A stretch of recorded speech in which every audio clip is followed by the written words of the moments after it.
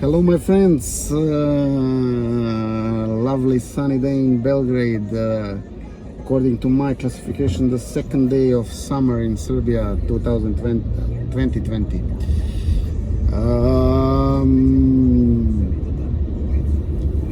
51 days since the abolishment of the state of emergency in Serbia.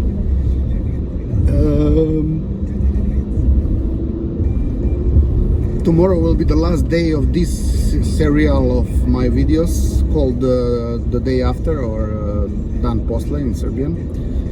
But what will happen tomorrow, what will be, que sera, sera. Let's talk about now. Did you read the book The Power of Now by Eckhart Tolle? Nice book. Essentially saying that whatever has happened and whatever will happen is less important compared to what it is now.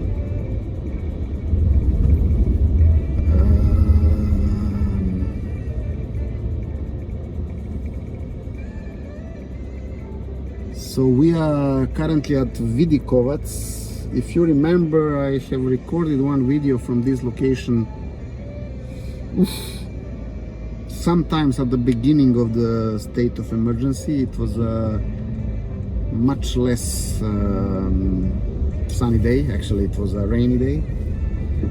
And I told you that this Vidikovac, it's quite far away from the city center of Belgrade, and that people here practically live in the world that is pretty much different from the center of Belgrade, because this is like an isolated area. They have their own center of this area, which we just passed, I mean next to McDonald's. There is a quite nice and quite large green market, which is exactly here. We are now passing next to it, and one of the best in Belgrade as well, and much cheaper than the green markets in the central municipalities, especially from, I mean, compared to Kalenic, Bajloni, etc., etc. Palilulska as well.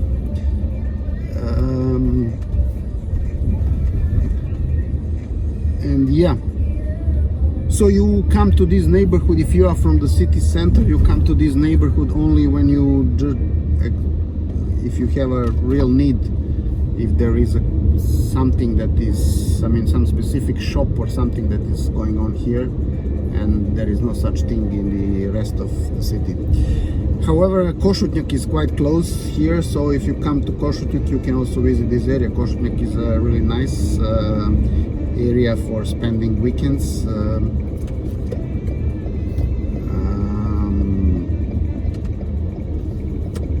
Here is the place. You see these two chimneys, red and white. This is not the football stadium of Red Star. This is a military caserne. Actually, it's not a real caserne. This is the academy, technical, military and technical academy in Belgrade, and actually an institute and an academy. This is where I served a part of my military service. Yeah, these were some interesting days. This is, for example, where I've been during the 5th of October 2000. I mean the day when the people happened to Slobodan Milošević. But okay, some other time about that. I wanted to tell you about, I mean, about some other things. Did you know that, because now it's a summertime and it's time to go to Greece, I mean, if you are from Serbia, you will either go to Greece or to Montenegro, most of the cases, if you want to go by car, of course, or by bus. If you are more wealthy and go by plane, then other locations are also possible, such as Turkey, Egypt, Italy, Spain, etc., etc. Some people also go to Bulgaria. I've never been to the Bulgarian coast, but also there are people, also some of them going by car to Bulgaria. But most of the people go to Greece essentially, and okay, also quite a large number goes to the Adriatic coast, especially Montenegro and partially to Croatia. This is something that this year will be much less, according to my opinion, but actually much less to be, because both of these countries, due to their own, okay, they have their own reasons. They have banned Serbian residents from going to their countries, despite the fact that they are totally dependent on tourism. I mean, these are the two countries that depend the most on tourism in entire Europe. And in both countries, Serbs are quite numerous tourists. And guess what? They have banned allegedly because of COVID, but actually because of probably many other reasons. They have banned Serbian residents of visiting their country. Actually, to be more precise, Serbs were not put on the list of desired, allowed residents. Whereby Greeks, for instance, contrary to these two countries, they have allowed. So the only country outside of the EU, the only country from Europe other than EU members that whose residents are allowed to go to Greece is Serbia. And this is one of the reasons why I like our Greek friends and why I spend all my summer holidays there. Actually, this is not the main reason. The main reason is that they have the most beautiful coast, but never mind. And also I like their culture, their food, their music. Okay, there are some things that I don't like, but okay, these are the minor things compared to all the other, compared to everything else.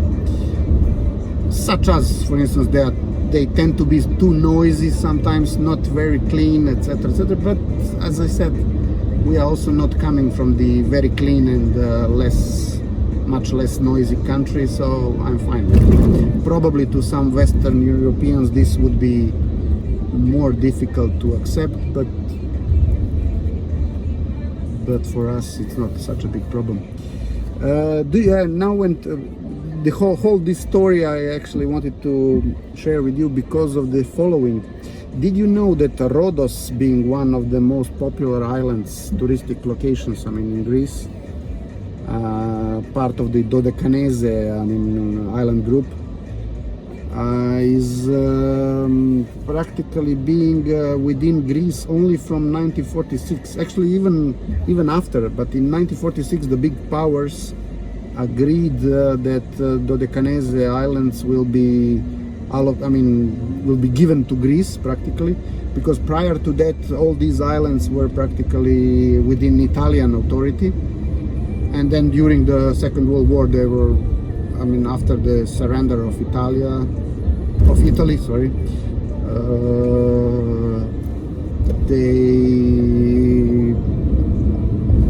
they've been under German jurisdiction for a while, but then after the end of the Second World War, the great powers met and decided to allocate these beautiful islands to Greece.